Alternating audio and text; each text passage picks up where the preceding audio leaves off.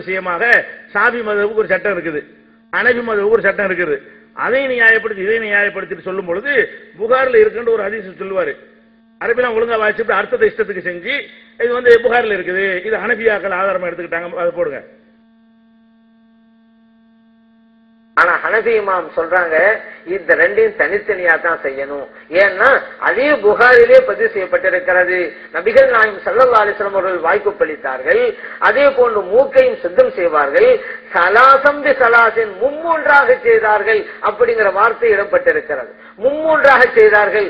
வாய்ப்பளித்தல் என்பது 3 தடவை தனியாக, அதே போன்று மூக்கை சுத்தம் செய்வது 3 தடவைகள் தனியாக.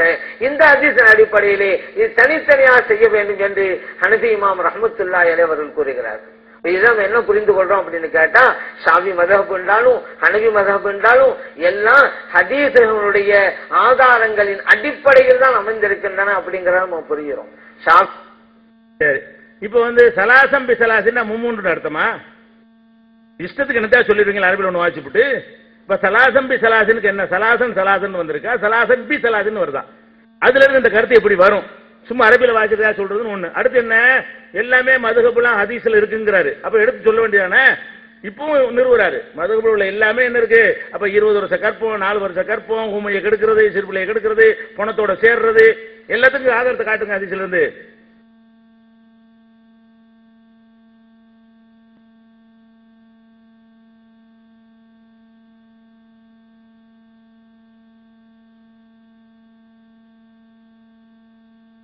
அவர்களே,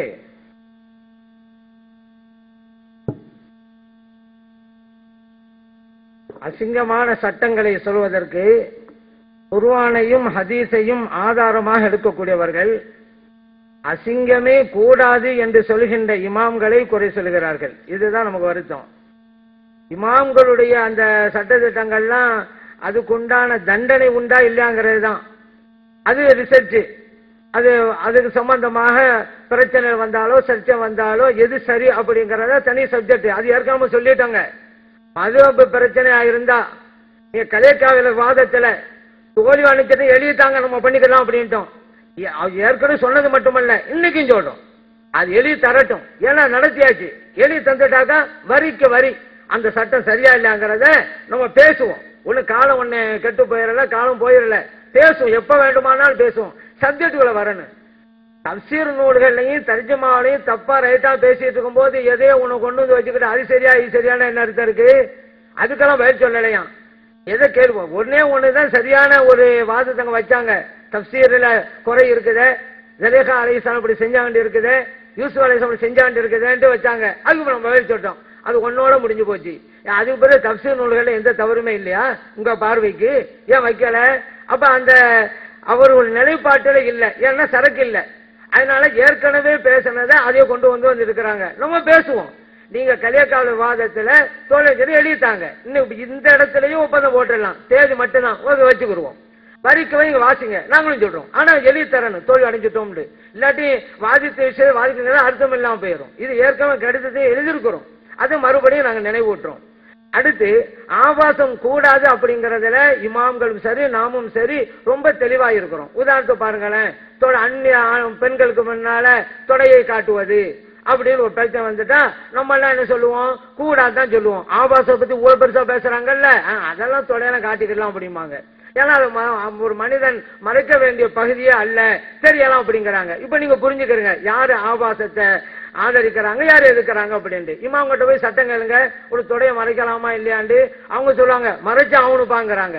ஆனா இவங்க மறைக்க தேவையில்லைங்கிறாங்க. இங்கதான் நீங்க உண்மையை புரிஞ்சுக்கிறேன்னு. அவங்க குர்ஆன் பரான் நடப்பது யாரு, ஹதீஸ் பரான் நடப்பது யாரு? இந்த ஆபாச சட்டங்களுக்கு குர்ஆனையும் ஹதீஸையும் தங்களுக்கு சாதகமாக வளைக்கிறார்கள் என்பதுதான் உண்மை. அதே போல ஒரு அந்நிய பெண்ணை பார்க்கலாமா? ஒரு ஆள் ஒரு பெஞ்சாதியோட வர்றாரு, அவர் பெஞ்சாதியை பார்க்கலாமா? பாத்துக்காம இவங்க இது ஆபாசமா? அந்நிய பெண்களை பார்க்க கூடாதுன்னு இமாம்கள் சொல்றாங்களே, அது ஆபாசமா? யோசிச்சு பாருங்க. இவங்க அந்நிய பெண்களை பார்க்கறாங்கிற ஆபாசத்துக்கு குர்ஆன் ஹதீஸையும் பயன்படுத்துறாங்க. ஆனா இமாம்களும் தெளிவா சொல்றாங்க, அந்நிய பெண்களை நீங்க பார்க்க வேணாம், அந்நிய ஆண்களையும் பார்க்க வேணான்ட்டு பெண்களுக்கு ஆண்களுக்கு உள்ள சட்டத்தை ரொம்ப தெளிவா சொல்றாங்க. இப்ப இதை புரிஞ்சுக்கிறலாம் ஆபாசம் எங்க இருக்கு அப்படின்னு சொல்லி. இப்படி ஒவ்வொன்னா அதே போல ஒன்னா உட்கார்ந்து சாப்பிடுறது அப்படிங்கிற ஆபாசம். ஒரு ஆள் வர்றாரு, அவர் மனைவி அங்க உட்காந்து, இவரு மனைவி பக்கத்துல உட்காந்து சாப்பிடலாமா?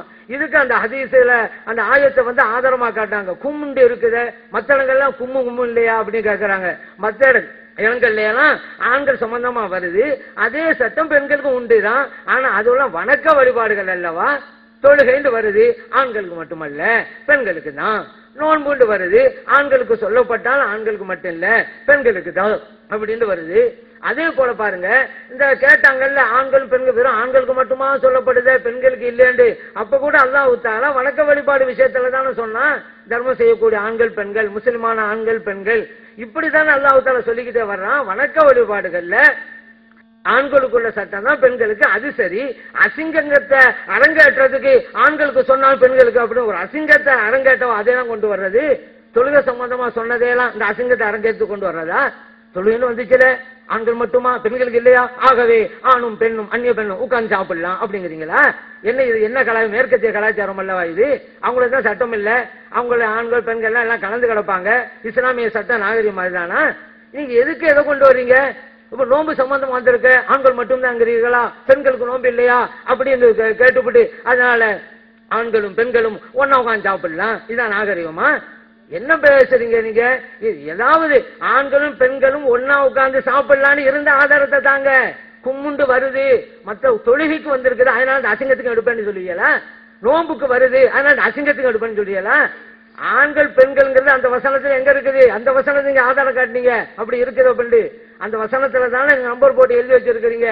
இப்ப அதனால குர்ஆனையும் ஹதீஸையும் அசிங்கத்திற்காக ஆதாரமாக எடுப்பவர்கள் சொல்றது சரியா, அசிங்கமே கூடாது என்று சொல்கின்ற இமாம்கள் சரியா அப்படிங்கறத நீங்க புரிஞ்சுக்கிறீங்க.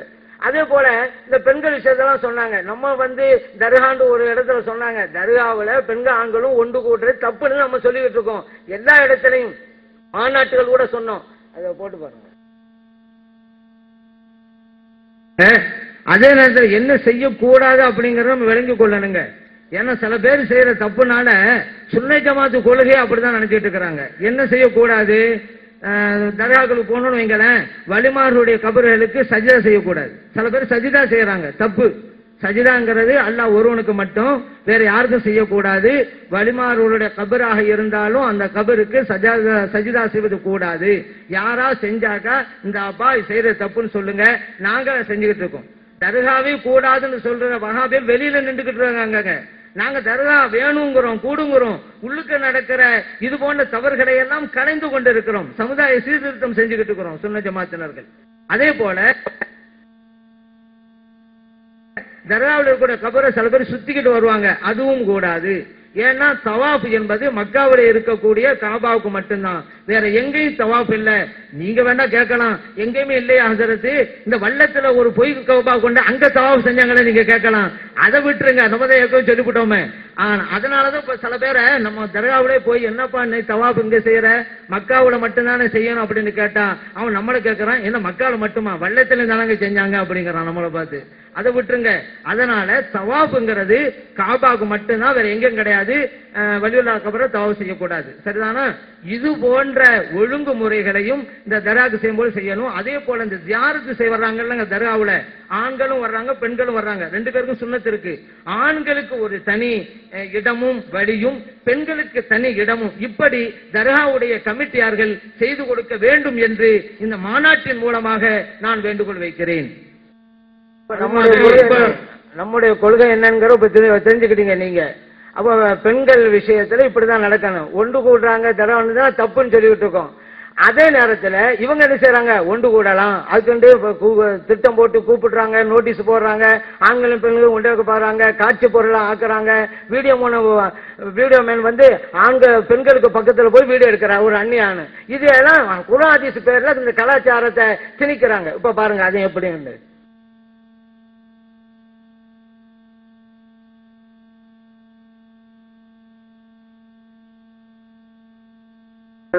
اسجدوا لآدم فسجدوا إلا